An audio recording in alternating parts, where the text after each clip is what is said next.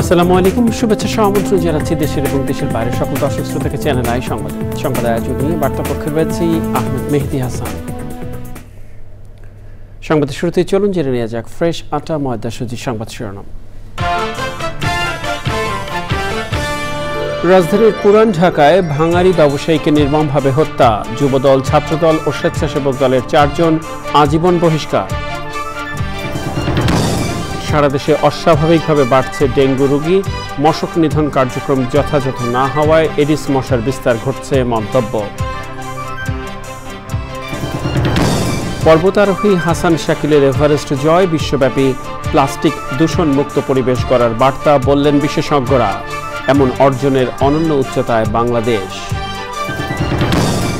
সবুজে সাজাই বাংলাদেশ স্লোগানে কক্সবাজারে প্রকৃতি ও জীবন ক্লাবের বৃক্ষরোপণ কর্মসূচি। আগামী প্রজন্মের বাসযোগ্য পৃথিবী গড়তে গুরুত্বপূর্ণ ভূমিকা রাখবে প্রত্যাশা। এবং স্বল্প প্রযুক্তিতেই বগুড়ার ফাউন্ডারি শিল্পের কারখানাগুলোতে চলছে যন্ত্র তৈরির কাজ, সরকারি পৃষ্ঠপোষকতার অভাবে বাধাগ্রস্ত এই শিল্পের পরিপূর্ণ বিকাশ।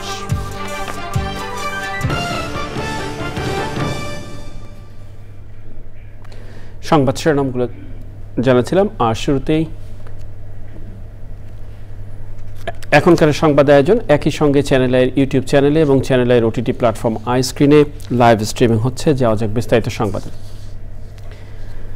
রাজধানীর পুরান ঢাকায় স্যার সলিমুল্লাহ মেডিকেল কলেজ হাসপাতাল মিডফোর্ডের সামনে ভাঙারি ব্যবসায়ী লালচাঁদ ওরফে সোহাগকে প্রকাশ্যে নৃশংসভাবে খুনের ঘটনায় পৃথক বিজ্ঞপ্তিতে 4 জনকে যুবদল, ছাত্রদল ও স্বেচ্ছাসেবক দল থেকে আজীবন বহিষ্কার করা হয়েছে। বহিষ্কৃতরা হলেন যুবদলের কেন্দ্রীয় নির্বাহী কমিটির সাবেক জলবায়ু বিষয়ক সহ সম্পাদক রজ্জব আলী পিন্টু ও ঢাকা মহানগর দক্ষিণ যুবদলের যুগ্ম আহ্বায়ক সাবা করিম লাকি, চকবাজার থানা ছাত্রদলের সদস্য সচিব অপু দাস ও স্বেচ্ছাসেবক দলের কালু। এর আগে হত্যাকাণ্ডের ঘটনায় অস্ত্রসহ 4 জনকে গ্রেফতার করে আইনশৃঙ্খলা রক্ষাকারী বাহিনী। মামলায় এজাহারভুক্ত 2 জন পুলিশের হাতে এবং বাকি 2 জন র্যাবের হাতে গ্রেফতার হয়। গত বুধবার সন্ধ্যা 6টার দিকে মিডফোর্ড হাসপাতালের 3 নম্বর গেট সংলগ্ন রজনী ঘোষ লেনের সড়কের ওপর সোহাগকে নির্মমভাবে হত্যা করা হয়। হত্যাকাণ্ডের ভিডিও সামাজিক যোগাযোগ মাধ্যমে ছড়িয়ে পড়েছে। ভিডিওতে দেখা যায় ব্যবসায়ীকে নির্মমভাবে নির্যাতনের পর মাথায় পাথর মেরে হত্যা করে অভিযুক্তরা। নিহত সোহাগের বড় বোন বাদী হয়ে কোতোয়ালি থানায় একটি হত্যা মামলা দায়ের করেছেন। এই হত্যাকাণ্ডের ঘটনায় শোক ও নিন্দা জানিয়েছেন বিএনপির মহাসচিব মির্জা ফখরুল ইসলাম আলমগীর। সারা দেশে অস্বাভাবিকভাবে বাড়ছে ডেঙ্গু রোগীর সংখ্যা। শুধুমাত্র বর্ষা মৌসুম নয়, এখন সারা বছরই হচ্ছে ডেঙ্গু। এবছর ঢাকার চেয়ে ডেঙ্গু আক্রান্তের হার বরগুনা জেলায় বেশি। মশা নিধন কার্যক্রম যথাযথ না হওয়ায় ডেঙ্গুর বিস্তার ঘটছে বলে জানালেন বরগুনার সিভিল সার্জন মির্জা ইমতিয়াজের রিপোর্ট। বাংলাদেশে একসময় শুধুমাত্র বর্ষাকালে ডেঙ্গু শনাক্ত হতো, কিন্তু এখন সারা বছরই মানুষ ডেঙ্গুতে আক্রান্ত হচ্ছে। চলতি বছরে এখন পর্যন্ত ডেঙ্গুতে আক্রান্ত হয়ে হাসপাতালে ভর্তি রোগীর সংখ্যা প্রায় 14,000। রাজধানীর মুগদা হাসপাতালে ডেঙ্গু রোগীর সংখ্যা সবচেয়ে বেশি। ওষুধ চলতে আছে, আর প্রচুর ব্যথা করে, জ্বর আসলে প্রচুর ব্যথা করে। আমার মাথায় খুব যন্ত্রণা হচ্ছিল, তার জন্য তারা আমাকে ডেঙ্গু টেস্ট করায়। তখন ডেঙ্গু টেস্ট করার পরে ডেঙ্গু ধরা পড়ে। বয়স্কদের পাশাপাশি শিশুরাও আক্রান্ত হচ্ছে ডেঙ্গুতে। প্রায় 8 থেকে 9 দিন যাবৎ অসুস্থ, তো 4 দিন আগে ডেঙ্গু ধরা খাইছে। পেশেন্টকে আমি বলবো যে যখনই আপনার হাই গ্রেড ফিভার থাকবে, মানে অতিমাত্রায় জ্বর থাকবে, সাথে যদি পেশেন্টের বমি বা পাতলা পায়খানা থাকে, অবশ্যই যাতে 2-1 দিনের মাথায় পেশেন্ট একটা ডেঙ্গু পরীক্ষা করবে। করে যদি ওরকম কিছু থাকে তাহলে অবশ্যই একজন চিকিৎসকের পরামর্শে হাসপাতালে ভর্তি হবে। বাংলাদেশে প্রতি বছর ডেঙ্গুতে আক্রান্ত রোগীর সংখ্যা ঢাকা জেলাতে বেশি হলেও এবছর দেখা যাচ্ছে ভিন্ন চিত্র। এই বছর ঢাকার তুলনায় বরগুনা জেলাতে ডেঙ্গুর রোগে আক্রান্তের সংখ্যা বেশি। চলতি বছর বরগুনা জেলায় ডেঙ্গু রোগীর সংখ্যা 3,500 ছাড়িয়েছে। মৃত্যু হয়েছে অনেকের। এখানকার আবহাওয়া, এখানকার আর্দ্রতা, তাপমাত্রা এডিস মশার বংশবৃদ্ধির জন্য অনুকূল একটা পরিবেশ বিরাজ করছে। কীটতত্ত্ববিদ অধ্যাপক কবিরুল বাশার বললেন, অপরিকল্পিত নগরায়ন এবং জলবায়ু পরিবর্তনে এডিস মশার বিস্তার ঘটছে। অপরিকল্পিত নগরায়ন, জলবায়ু পরিবর্তন এবং ক্যান ফুড, প্যাকেট ফুডের ব্যবহার বেড়ে যাওয়া, এই সব কিছু মিলিয়ে ডেঙ্গুর জন্য দারুণ উপযোগী একটি পরিবেশ তৈরি হয়েছে, যে কারণে ডেঙ্গু বেড়ে যাচ্ছে দিন দিন, ডেঙ্গু বিস্তৃত হচ্ছে সারা বাংলাদেশে। মানুষ সচেতন না হলে আগামীতে ডেঙ্গুর প্রকোপ আরও বাড়বে বলে আশঙ্কা প্রকাশ করেন এই কীটতত্ত্ববিদ। Mirza Imtiaz, channel I, Dhaka. বাবার স্বপ্ন পূরণে নাটোরে 50 শয্যার আধুনিক হাসপাতাল এবং পূর্ণাঙ্গ নার্সিং কলেজ প্রতিষ্ঠা করেছেন প্রাণ RFL গ্রুপের 2 পরিচালক। কৃষি প্রক্রিয়াজাতকরণ শিল্পের পথিকৃৎ প্রয়াত আমজাদ খান চৌধুরীর নামে প্রতিষ্ঠিত হাসপাতালটিতে প্রায় অর্ধেক মূল্যে জটিল সব অপারেশন সহ সেবা পাচ্ছেন আশেপাশের কয়েক লাখ মানুষ। আর হাসপাতালে দক্ষ নার্সের যোগান পেতে ব্যাকওয়ার্ড লিঙ্কেজের কাজ করছে নার্সিং কলেজটি। প্রায় 10 কোটি টাকা বিনিয়োগের এই সেবাধর্মী উদ্যোগ থেকে উত্তরের প্রত্যন্ত জেলাটির ছেলেমেয়েরা দক্ষ জনশক্তিতে পরিণত হবে বলে আশা উদ্যোক্তাদের। রিজভি নাওয়াজের রিপোর্ট। নাটোরের মানুষ প্রয়াত মেজর জেনারেল আমজাদ খান চৌধুরী, তারই হাতে গোড়াপত্তন প্রাণ RFL গ্রুপের। স্বপ্ন দেখতেন জন্মস্থানের কম আয়ের মানুষ কাজের সুযোগ পাবেন, সাশ্রয়ী মূল্যে পাবেন সেরা চিকিৎসা সেবা। বাবার স্বপ্ন পূরণে সন্তানরা একের পর এক শিল্প স্থাপনের সাথে সাথে প্রান্তিক মানুষের উন্নত স্বাস্থ্যসেবা দিতে স্থাপন করেছেন হাসপাতাল। কিডনির যে পাথর ছিল সেই অপারেশনটা এখানে মেশিনের মাধ্যমে সেটা বের করা হলো এবং পেশেন্টটা আজকে এখান থেকে রিলিজ হলো। কত টাকা খরচ হলো তার অ্যারাউন্ড সব কিছু মিলায় বেড ভাড়া এমনকি তার পরীক্ষা নিরীক্ষা সহ 30,000 টাকা খরচ হয়েছে। এটা যদি সে বাইরে করতো দেখা যেত যে 50,000 প্লাস তার ক্রস করে যেত। হাসপাতাল চালাতে গিয়ে চিকিৎসক পাওয়া গেলেও দক্ষ নার্স পাওয়াটা চ্যালেঞ্জিং ছিল উদ্যোক্তাদের জন্য। আমার বাবা চেয়েছিলেন নাটোরের মানুষ যেন স্বাস্থ্যসেবা পায় এবং স্বাস্থ্যসেবার জন্য আমাদের নার্সিংটাকে আমরা প্রথমে বেছে নিলাম মেডিকেল কলেজের আগে। মেয়েরা শিক্ষিত হয়ে বিদেশে যাবে কিংবা দেশের মধ্যেই নার্সের চাকরিটা করবে, পরিবারকে বড় একটা সাপোর্ট দিতে পারবে। আজকালকার দিনে বিদেশে আমরা পাঠাচ্ছি ঝাড়ুদার, আমরা বিদেশে পাঠাচ্ছি কাজের বুয়া, ওয়াই নট নার্স। যাত্রা শুরুর 3 বছরের মাথায় স্থানীয় শিক্ষার্থীদের ভালো সাড়া পাচ্ছে আমজাদ খান চৌধুরী নার্সিং কলেজ কর্তৃপক্ষ। ওনাদেরকে আমরা এনকারেজ করছি যে আপনারা প্রচুর পরিমাণে nursing training, laboratory assistant training, care giver training এগুলো আপনারা ভালোভাবে দেন। জয়েন্ট সার্টিফিকেশনের মাধ্যমে আপনারা সৌদি আরব বা মিডল ইস্টের অন্যান্য কান্ট্রিতে, ইভেন জাপান এবং কোরিয়াতে আপনারা পাঠানোর ব্যবস্থা করেন। দক্ষ জনশক্তি পাওয়া গেলে নাটোর থেকে মধ্যপ্রাচ্যে নার্স পাঠানোর সম্ভাবনা নিয়েও কাজ শুরু হয়েছে। রাজশাহীতে যতগুলো নার্সিং কলেজ আছে তার সব ইনফ্রাস্ট্রাকচার বলেন, সব কিছু সুযোগ সুবিধা দরকার সব কিছু আমাদের আছে। মানুষের সেবা যেহেতু করতে চেয়েছি, সেটা ডাক্তার হিসেবেও সেবা করা যায় আর নার্সিং হিসেবেও করা যায়। 20টা মেডিসিন প্রেসক্রাইব করতে পারবো নিজেরাই। একটা হেলথ কমপ্লেক্স বা ডায়াগনস্টিক আমরা নিজেরাই খুলে বসতে পারবো, চেম্বার করতে পারবো, এরকম রাইট আছে আমাদের। আমজাদ খান চৌধুরী নার্সিং কলেজ কর্তৃপক্ষের দাবি, আশেপাশের জেলার মধ্যে নার্সিং পড়ার খরচ সেখানে তুলনামূলকভাবে কম। পরিসংখ্যান বলছে বাংলাদেশে 10,000 মানুষের জন্য গড়ে 6 জন নার্স রয়েছেন, অথচ রোগী সেরে ওঠার ক্ষেত্রে চিকিৎসকের চেয়ে নার্সের ভূমিকা অনেক বেশি। বাবা প্রয়াত আমজাদ খান চৌধুরীর নামে নাটোরের এই প্রত্যন্ত গ্রামে প্রাণ RFL গ্রুপ প্রতিষ্ঠা করেছে একটি নার্সিং কলেজ।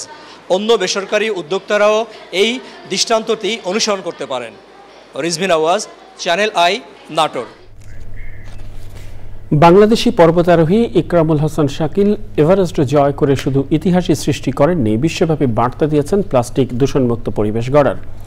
রাজধানীতে জাতীয় জাদুঘরে এভারেস্ট শিখরে ওঠার ঐতিহাসিক অভিযানের আলোকচিত্র প্রদর্শনী সাগর হতে শিখরে অনুষ্ঠানে বক্তারা বলেন, শাকিলের এমন অর্জন অনন্য উচ্চতায় নিয়েছে দেশকে। এই অভিযাত্রীর অদম্য সাহস আর ইচ্ছাশক্তি তরুণ প্রজন্মের জন্য অনুকরণীয়। আফরোজা হাসির রিপোর্ট। সাগর হতে শিখর অদম্য সাহস আর ইচ্ছাশক্তির দুঃসাহসিক অভিযাত্রার প্রতিচ্ছবির নাম, যেখানে স্থান পেয়েছে বাংলাদেশ, ভারত এবং নেপালের সমতল ও পাহাড়ি জীবন, হিমালয় পর্বতের নৈসর্গিক প্রকৃতির আলোকচিত্র। জাতীয় জাদুঘরের নলিনীকান্ত ভট্টশালী গ্যালারিতে আলোকচিত্র প্রদর্শনের উদ্বোধনী অনুষ্ঠানে অভিযাত্রীরা শোনান প্লাস্টিক দূষণ রোধের বার্তা নিয়ে এভারেস্ট শিখর আরোহণের দুঃসাহসিক ও রোমাঞ্চকর যাত্রার অভিজ্ঞতা। দুর্গম পথ পেরিয়ে গিয়ে লম্বা সময় রাস্তায় থেকে গিয়ে চূড়ায় উঠে যাওয়া, অভিযানটার গল্পই আজকে এই ছবির মাধ্যমে দেখানোর চেষ্টা করেছি। His success is not only a professional achievement but also a symbol of until between Bangladesh and Nepal. Everest জয়ী এই বাংলাদেশের অদম্য সাহস আর ইচ্ছাশক্তি অসাধ্যকে সাধন করার অনুপ্রেরণা যোগাবে তরুণ প্রজন্মের মাঝে। সে দেখিয়েছে যে বর্জ্য ফেলার চাইতে তুলে নিয়ে তাকে নিয়ন্ত্রণ করা বড় দায়িত্ব, বড় কাজ, সেটা তুলে ধরেছে। পাশে একই সঙ্গে সে বিশ্ব রেকর্ড করেছে, কিন্তু সে একটা বড় সামাজিক সেবা কিন্তু আমাদের সে দিয়েছে। It is in fact a powerful visual testimony to the human spirit. Submitting Mount Everest as the ultimate goal, of course, but also raising awareness against plastic pollution on the way. এভারেস্টে যারা জয় করতে যায় তারাই যায়, so তাদের চোখ দিয়েই আমরা যে এখানে একটা প্যাসিভলি সেকেন্ডারি দেখতে পাচ্ছি, এটা আমাদের জন্য একটা অন্য রকমের অভিজ্ঞতা। আমরা যারা পর্বতে যাই আমাদের ছবি কিন্তু আপনাদেরকে সবাইকে দেখে যে যেহেতু যারা যেতে পারে না তাদের জন্য, এবং তারা উপভোগ করে, এবং অনেক ছবি আছে আসলে যেগুলো আর্টিস্টিক ছবি হয়ে যায়। প্লাস্টিক দূষণ রোধের বার্তা পরিবেশ প্রতিবেশ রক্ষায় সচেতনতা সৃষ্টিতে ভূমিকা রাখবে বলছেন পরিবেশপ্রেমী ও বিশিষ্টজনরা। এই ছবিগুলো আমাদের কিন্তু একটা বিশাল বলবো সম্পদে পরিণত হয়ে গেল। তার সাথে যেটা হলো যে একটা আমাদেরও একটা কিন্তু অভিযান হয়ে যাবে এই ছবির সাথে সাথে, এবং যেটা কিন্তু খুব বেশি দরকার, কারণ আমরা যারা যেতে পারবো না কিংবা যেতে পারার মতন অবস্থা নেই, তাদের কিন্তু এই ছবি দেখেই কিন্তু বুঝতে হবে, এই ছবি দেখেই শিখতে হবে, এবং এই ছবির মাধ্যমেই কিন্তু এই অভিযানে অংশগ্রহণ করতে হবে। পরে বাংলাদেশের জন্য সম্মান বয়ে আনা এভারেস্ট শিখর জয়ের ১১৫টি আলোকচিত্র প্রদর্শন করেন অতিথিরা। ঐতিহাসিক অভিযাত্রার অসামান্য এই আলোকচিত্র প্রদর্শনীর স্পন্সর প্রকৃতি ও জীবন ফাউন্ডেশন। আফরোজা হাসি, চ্যানেল আই, ঢাকা। সবুজে সাজাই বাংলাদেশ স্লোগানে কক্সবাজারে বৃক্ষরোপণ ও বিতরণ করেছে প্রকৃতি ও জীবন ক্লাব। জলবায়ু পরিবর্তনের অভিঘাতে বিপর্যস্ত পরিবেশ প্রতিবেশে প্রাণ ফেরাতে মাসব্যাপী এই কর্মসূচি চলবে জানিয়েছেন আয়োজকরা। প্রকৃতি ও জীবন ক্লাবের এমন উদ্যোগ আগামী প্রজন্মের জন্য বাসযোগ্য পৃথিবী গড়তে গুরুত্বপূর্ণ ভূমিকা রাখবে বলছেন বিশিষ্টজনেরা। সরওয়ার আজম মানিকের রিপোর্ট।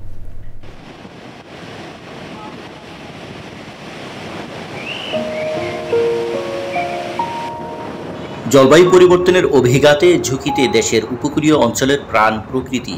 এরই ধারাবাহিকতায় কক্সবাজারের ভারুয়াকালীর প্রত্যন্ত অঞ্চলে বৃক্ষরোপণ করেছে প্রকৃতি ও জীবন ক্লাব। সবুজে সাজাই বাংলাদেশ এই প্রতিপাদ্যে কক্সবাজারে বৃক্ষরোপণ কর্মসূচি পালন করেছে প্রকৃতি জীবন ক্লাব। সবচেয়ে বড় সমুদ্র সৈকত যদি বলি, longest beach in the world, তাহলে কিন্তু সেটা কক্সবাজার। এবং এই কক্সবাজারকে যদি ভালো রাখতে হয় তাহলে কিন্তু আমাদের নানাভাবে এগিয়ে আসতে হবে, এবং এর মধ্যে সবচেয়ে বেশি ইম্পর্টেন্ট সেটা হচ্ছে বৃক্ষরোপণ। এবং এই বৃক্ষরোপণ করে কক্সবাজারটাকে উপকূলীয় বেষ্টনী তৈরি করে উপকূলের ঝড় জলোচ্ছ্বাস থেকে রক্ষা করতে হবে। তাহলে কিন্তু আমাদের সবার হাত এক করে এই বৃক্ষরোপণ কর্মসূচিকে এগিয়ে নিয়ে যেতে হবে কক্সবাজার জেলায় এবং অন্যান্য জেলায়। আসুন আমরা সবুজে সাজাই বাংলাদেশ এই প্রতিপাদ্যে সারা বাংলাদেশ থেকে সবুজে ছেয়ে ফেলি। পরিবেশ সচেতনতায় ঘোনারপাড়া সরকারি প্রাথমিক বিদ্যালয়ের শিক্ষার্থীদের বিভিন্ন প্রজাতির গাছের চারা উপহার দেওয়া হয়। আমাদের ক্ষুদ্র ৭ নম্বর বারোয়াখালী ইউনিয়নের আজকে বৃক্ষরোপণ কর্মসূচি পালনের জন্য আমরা সবাই আনন্দিত। সবুজায়নের এমন উদ্যোগকে স্বাগত জানান বিশিষ্টজনরা। এরকম উদ্যোগ অন্যান্য আরও যারা এরকম ক্লাব রয়েছে তাদেরকেও চ্যানেলের এই প্রকৃতি জীবন ক্লাবেরকে অনুসরণ করে ভবিষ্যতে এরকম এলাকার উন্নয়নমূলক কর্মকাণ্ড অংশগ্রহণ করার জন্য আমি আন্তরিকভাবে অনুরোধ জানাচ্ছি। সবুজ শ্যামল সুন্দর বাংলাদেশ গড়তে বৃক্ষরোপণ কর্মসূচি অব্যাহত রাখার প্রত্যয় জানান আয়োজকরা। মাঠে, মসজিদে, রাস্তায় গাছ রোপণ উদ্বোধনে আমরা এটা এলাকার লোকজন উপস্থিত হতে পারে, এবং এখানে গাছ বৃক্ষরোপণের জন্য আমরা এই আছে চ্যানেল আইকে ধন্যবাদ জানাই। প্রকৃতি ক্লাবের এই উদ্যোগ আরও মাসব্যাপী অব্যাহত থাকবে, এবং এই ক্ষুদ্র প্রচেষ্টার মাধ্যমে আমরা সাধারণ জনগণকে উদ্বুদ্ধ করছি যে যাতে সবাই বৃক্ষরোপণের প্রতি আন্তরিক হয়, এই সবুজে শ্যামলে ভরে ওঠে যেন এই গ্রাম বাংলার প্রত্যন্ত অঞ্চল।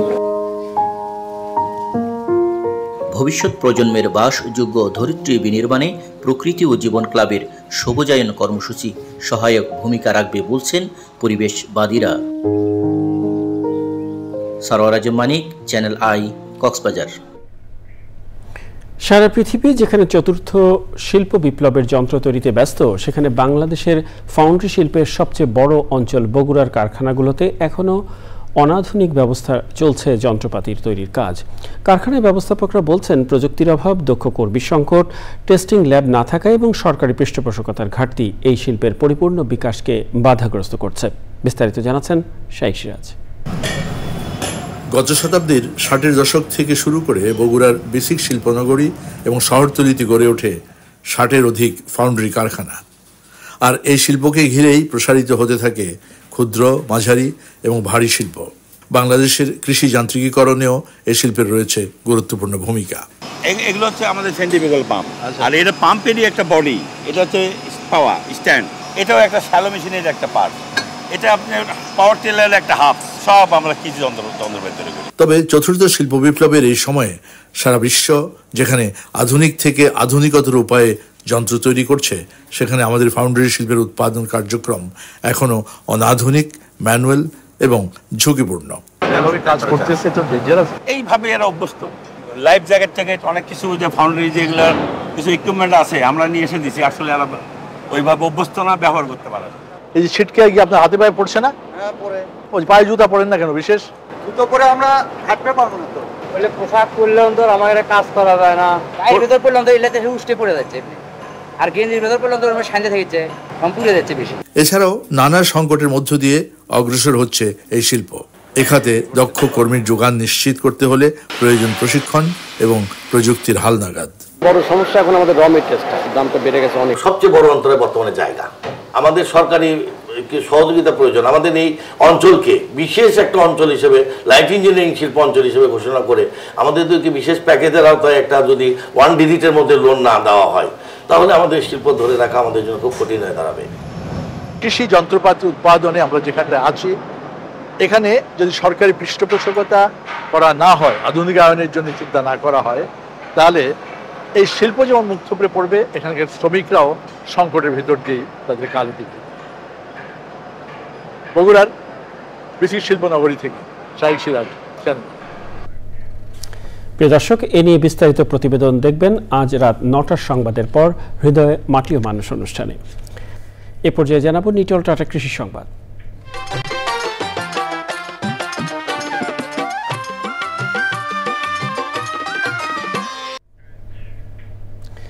খাগড়াছড়িতে উচ্চ মূল্যের ফসল কাজু বাদামের বাণিজ্যিক চাষাবাদ শুরু হয়েছে। জেলা জুড়ে ইতোমধ্যে গড়ে উঠেছে অসংখ্য কফি ও কাজু বাদামের বাগান। ফসলও পেতে শুরু করেছেন বেশ কিছু কৃষক। এবছর বেশি ফলন না পেলেও আগামী বছর থেকে লাভবান হওয়ার স্বপ্ন দেখছেন তারা।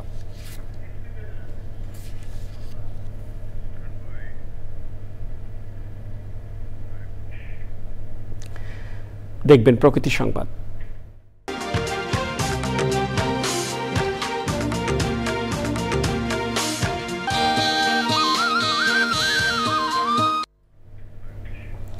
পর্যটন শহর খাগড়াছড়ির গুরুত্বপূর্ণ সড়ক সিন্ধু কাছড়ি পাহাড়ি প্রাকৃতিক সৌন্দর্যের মাঝ দিয়ে চলে যাওয়া 24 কিলোমিটার সড়কের 37টি পয়েন্টে ভাঙন দেখা দিয়েছে। অতিবৃষ্টি এবং পাহাড়ি ধসে সড়কটির বাকি অংশও রয়েছে ভাঙনের ঝুঁকিতে।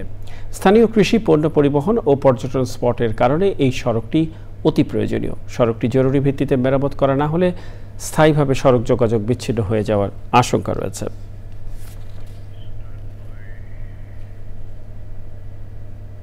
প্রিয় দর্শক, সংবাদের শেষ প্রান্তে আমরা চলুন আরও একবার জেনে নেওয়া যাক যা ছিল এখনকার ফ্রেশ আটা ময়দা সুজি সংবাদ শিরোনামে।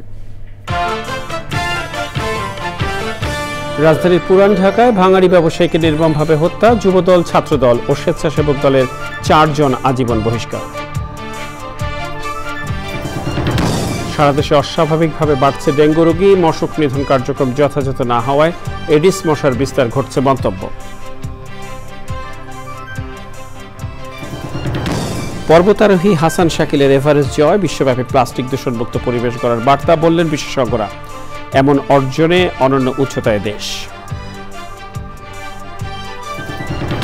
সবুজে সাজাই বাংলাদেশ স্লোগানে কক্সবাজারে প্রকৃতি ও জীবন ক্লাবের বৃক্ষরোপণ কর্মসূচি। আগামী প্রজন্মের বাসযোগ্য পৃথিবী গড়তে গুরুত্বপূর্ণ ভূমিকা রাখবে প্রত্যাশা। এবং স্বল্প প্রযুক্তিতেই বগুড়ার ফাউন্ডারি শিল্পের কারখানাগুলোতে চলছে যন্ত্রপাত তৈরির কাজ। সরকারি পৃষ্ঠপোষকতার অভাবে বাধাগ্রস্ত এ শিল্পের পরিপূর্ণ বিকাশ।